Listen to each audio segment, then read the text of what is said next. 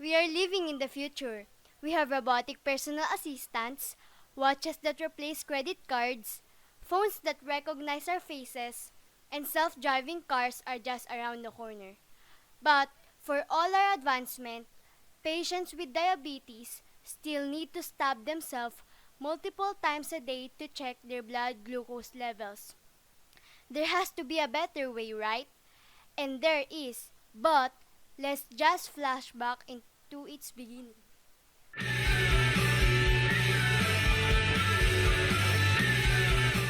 So the history of glucose meters started in 1956 with Leland Clark by simply presenting a paper on an oxygen electrode, later to be renamed after him.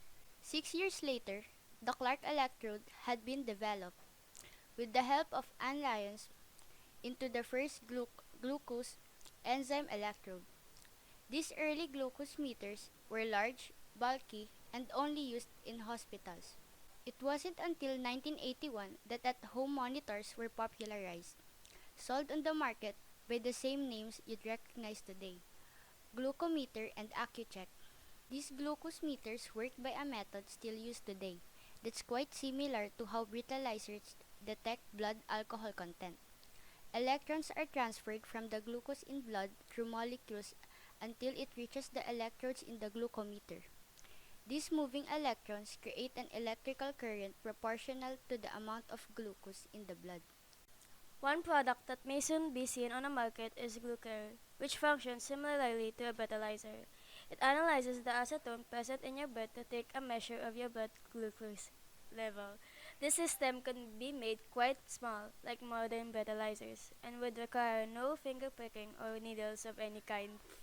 But the best alternative to finger prick tests are continuous glucose sensors, but not until January 13, 2020, because researchers have finally created an AI that can determine low glucose levels via ECG without the usage of finger prick testing called the Warwick model, made by Dr. Leandro Pecchia from the School of Engineering at the University of Warwick. The Warwick model highlights how the ECG changes in each subject during a hypoglycemic event. The figure below is an example. The solid lines represent the average heartbeats for two different subjects. When the glucose level is normal, green line, or low, red line. The red and green shadows represent the standard deviation of heartbeats on the mean. The development of the glucose meter is somewhat related to the Industrial Revolution, because the Industrial Revolution is mainly about the time when the manufacturing of goods moved from small shops and homes to large factories. These shifts brought about changes in culture as people moved from rural areas to big cities in order to work in the new factories. It also introduced new technologies, new type of transportation, and a different way of living. This Warwick AI model will help advance our technologies because it will be much easier to work with this rather than doing the same old finger prick test, and it could help us advance in the technological area.